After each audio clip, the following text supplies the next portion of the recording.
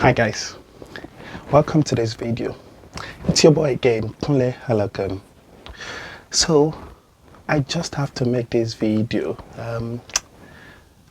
There's been so much thought around this before I came up with this video, and the person in question that this happened to has spoken to me. I've spoken to him, and he has given me his consent, and he said he can't wait for me to put this in video so that other people can learn from this. And I thought, yeah, why not? Okay.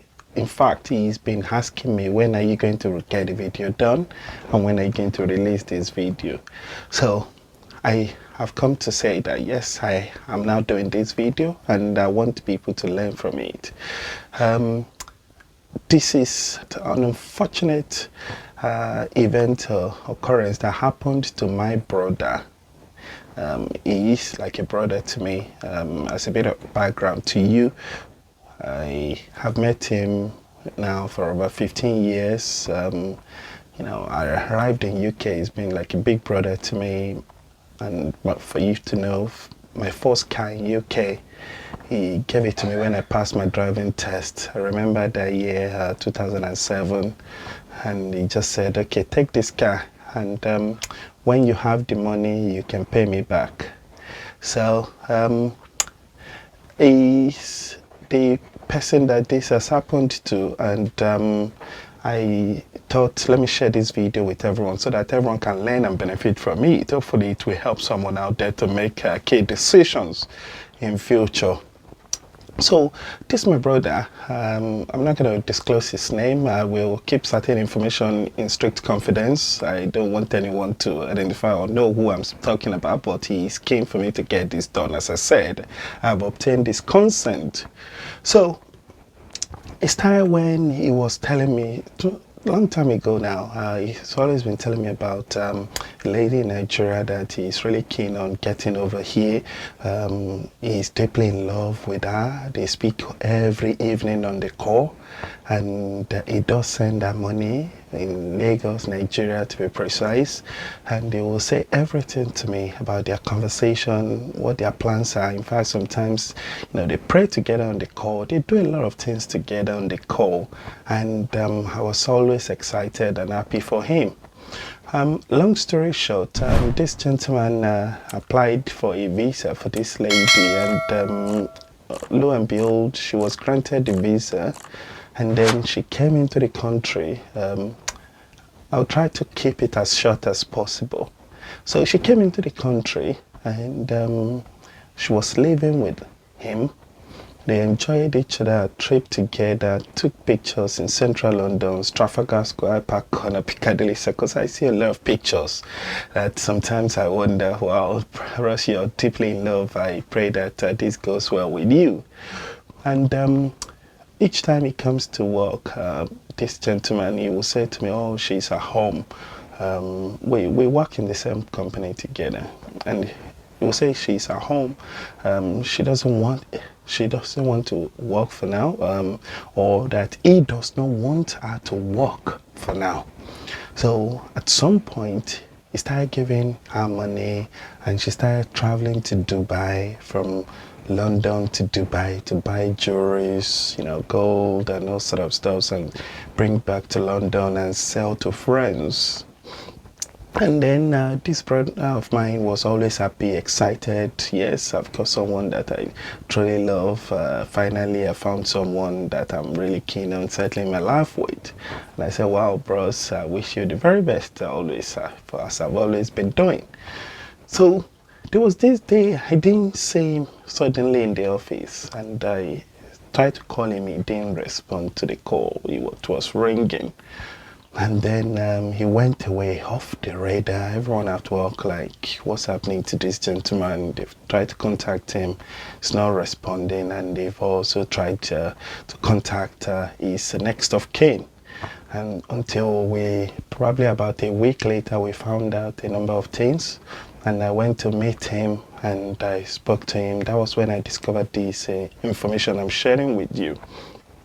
So what actually transpired is that This gentleman will leave home in the morning, drive on his way to work, and they will go as usual. Comes back very late in the evening. As you all know, a lot of people work so hard in UK that they leave home early and they come back so late in the UK here. And there was this day he just stepped out of the house on his way, picked the car key, his way out, and he said to me that a young boy living in the area just called him and said, bros, what's up? How you doing, bro? And he said, what, who are you? And this boy said, oh, okay, bro, I just want to tell you something. You're going to give me cash. And he said, cash for what? I have something to tell you. And the guy said, okay, tell me anything, just tell me. And this young boy said, bro, you know what? Anytime you go out in the morning, every day, there's another man that comes into this place, this house, to come and, just come in every morning. And this guy said, what? Another guy coming into my house? It's not possible. And then the guy couldn't come to work that same day. He just returned back into the house and he just didn't know what to do. He said the wife asked him, why are you not going to work? And he said, no, he's still going to be going. He's just going to be doing like probably late shift today. And then he came to his mind that actually he should get all of this information to hand and see if it's true what that boy was saying. And then he just stepped out of the house with the key of the car and drove somewhere to go and stay. He already called. At that point, he has already called the office that he's not coming in for that day. So he did eventually hang around the house, and when it was around 2 hours later, he waited till 2 hours and then he went back to the house. On getting to the house, he said to me that he just opened the door with his own key. Everyone in UK, people living in the house, they do have different keys. So when the husband is coming in or wife coming in, you can have different keys and you don't have to wait for each other to get home and open the door and get into the house. So he's got his own key. He did open the door downstairs, and he said to me that he went in gently and then went upstairs to his room, his bedroom. He didn't see the lady he wants to marry downstairs, and then he then went upstairs to the room, and he got into the room. He opened the door and literally caught his wife that he brought from Nigeria with another man having sex. That is unimaginable. I cannot think about this. I'm saying to you, I don't understand how someone can comprehend this. I don't understand. I can't comprehend this. I can't think around this.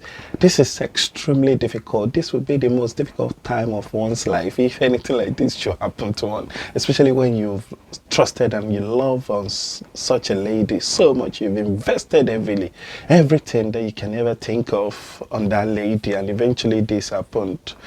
So, to continue the story, it was like, what is going on here? And the guy took to his heel, ran away, and then he was like speaking to the lady that, what have you done? And this lady initially was full of remorse. She felt remorse, like, oh, this is not fair. What have I done? He caught me. And then what he said was that when he was accusing her of that, suddenly she changed her countenance. She changed completely, and she said, so what is it? What is it? What is it? And he said, what? You are talking back at me. What have you done? And then she said, oh, I don't love you. I've just been managing, coping with you, all the calls. I've got someone that I love and all that. And that's the guy that I brought into the country. And this guy said, what? You brought someone into the country? with my money. And eventually they were arguing like, it was chaotic, topsy-turvy, holy-bolly, whatever name you may want to call it. And eventually she called the police. She picked her phone. She called the police that the guy wants to kill her because it was chaotic at that moment. And the police came, they spoke to them, and eventually, in the presence of the police, this lady was saying to this gentleman that she would destroy him in this country, that she would destroy him completely, that she will open up to the Home Office and she will destroy this guy, make sure this guy is deported back to Africa. It was a difficult story. It was a really, really difficult thing to bear. Bear in mind, this gentleman brought the lady into the country based on the fact that they were engaged back home and they were about to be seriously married, but that traditional marriage, eventually I didn't know how it works, but it was used for her to get her, temporary stay to come into the UK. So she is attached to him as she came in and he brought her into the country. So where they were, arguing on that, the police took details and then, she said she wants to speak to the Home Office and she will reveal a lot and all that. And eventually, she opened up to the police that the gentleman who is my brother, big brother, that I have met in UK, is not legally staying in UK. This is shocking. That he is not legally staying in UK. And unfortunately, he has opened up everything to her. And the truth is, the way he has been staying in the country, he used someone else's stay. UK government, UK Home Office in UK, what other part of the world they term as embassies, the headquarters of it is here in UK. Is called Home Office. That is where all the database, every detail of every British national resident permit holders or visa holders worldwide, that's where that information is stored here in UK. So there was a way that this gentleman obtained the stay in the first instance and possibly through someone that is normal, that is late now, and eventually someone helped in the Home Office and they changed that name to, they gave that document to this gentleman and gave the information to him, and since then he has been using that information to do a lot of things, to work, to do all sort of things, and eventually use that same information to bring that lady into the country. So she opened up everything to the police. Shocking. And the police arrested this my brother straight away and cuffed him, where he was still like crying, in shock, in pain, in tears, and he was arrested by the police at the same time. So they go to the police station, he demanded to see a solicitor, they gave him one, and eventually it was now a case of you will be deported, you will not be deported. Eventually, the first thing that then happened was that the police, the Home Office established that in the first instance, that gentleman should not have obtained that leave to remain in UK that was used to bring the lady. So automatically, the lady should not be in UK. And the first thing that happened was that the lady's fingerprint was taken, all her details were taken, and she was deported straight away. She was deported back to Africa, back to Nigeria. And then this gentleman now started battling with the Home Office on should you stay, should you leave, and the number of ties had to be established, how long he has been in the country, and long story short, up till date, this is still an ongoing case. He's still having the case with the Home Office. The court case has been adjourned due to the pandemic. It's been adjourned, it's been postponed, and this court case is still currently ongoing, and this gentleman is currently a shadow of himself because he has lost the job. He has been struggling to pay the mortgage of the house that he got through that, document or through working, and also all his finances are in serious shambles at the moment. He has been in pain. He's been struggling with finances. Things has been really, really difficult, challenging. In fact, I cannot overemphasize that. So it's been really difficult. Friends has been supporting him, but the case is still ongoing in the court case now. The court case is still ongoing. I mean, this is a shocking case that it's beyond my imagination.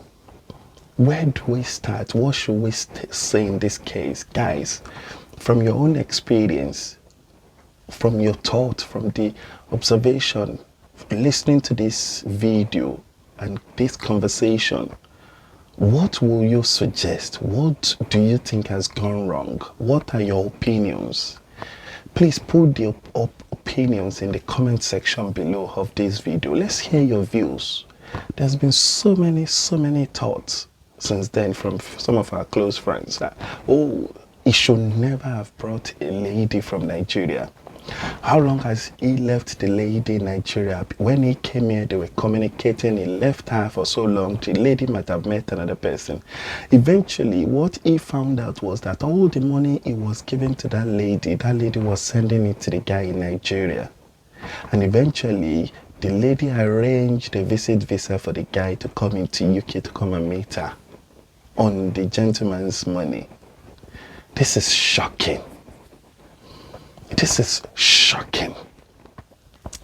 So this brother of mine has not recovered from it, and he has said I should share this with the world so that everyone will learn a massive lesson from here, and hopefully a number of us will take extra care when we are taking decisions. And for me, I will be real with you. I do not have an answer to this because this is beyond human imagination. There is no wrong or right answer here. There's been people that brought people from back home in Africa that they are doing excellently well. They're working together as a partner. They're enjoying life. They got kids together. They are having fun of their lives. And there are some that has brought people from Africa that it has turned the other way around. I mean, it's not just the case of a gentleman bringing another lady. It's been vice versa. I've seen a case where a lady came into the country, brought a gentleman that they actually met online. And that's a story for another time. And a number of things happened. So there's been so many stories of this nature, but this is just something that I thought I should share with the world so that everyone can learn lesson from it. Possibly what I can suggest is, I mean, by no means is by no means exhaustive. What I'm suggesting to you now is, whenever you're going to be bringing, pray very well. I mean, Christian, you have to pray very well. Make sure that you're doing the right thing. And two, make sure that you speak to that person very well. You're in close contact with the person, and not just the person, the relatives as well, the family. In Africa, in Africa, marriage is between two families. You shouldn't be conversing with just a lady that you don't know what's happening to her. You don't know who the brothers, sisters, and uncles, aunts, mom, or dad. You don't know who they are. You don't know where they are. You don't know the current state of play with them, because you've left her for so long. She's just giving you information on the call, and that's what you rely on. I wouldn't rely on such things, no matter how much she's in love with me, because a lot of people can disguise, they can act just to get what they want. And clearly she told this, my brother, that this is what I need from you, and I've gotten it. I don't love you. And that is shocking. That is shocking. So also, I mean, if you think that you don't want to bring anyone from Africa that you don't trust, then you might as well find someone where you are. And that leads me to our next video and why you should subscribe to K90 channel. The next video is on someone who came into UK and found someone here. And actually, they've lived together for 30 years. Yes, 30 years. This is my uncle I'm talking about. Lived together for 30 years. They got married. They have kids, grown-ups. And a shocking revelation that he found out that she was cheating on him as well. And it went deeper beyond just cheating. He found out that some of the children that they have, possibly they need to do DNA to be sure that they are his children. And we unveil the outcome of the DNA in our next video. So please subscribe to K90 channel on YouTube. We do have our weekly update as well on YouTube for a number of topics. We've got so many interviews with top gospel artists or a number of people doing very well in their professions, footballers and all that. We are having some of those again on YouTube very soon. And please subscribe to K90 channel on YouTube. So many things will be happening and so many things are happening. We're having giveaway at the end of every month as well on our K90 channel. If you subscribe, you can be part of this giveaway. If you don't subscribe, you won't be part of it. So having said all that, please be very careful in decision making and don't be fooled, don't be deceived by what you see. Please deeply investigate, be sure you're doing the right thing, and pray to Almighty God. I'll see you in our next video. If you have not subscribed to K90 channel on YouTube, please kindly do so. Also, please don't forget to follow me on Facebook, Twitter, and Instagram. I remain myself, Kunle Legon. Thank you so much for watching this video, and bye for now.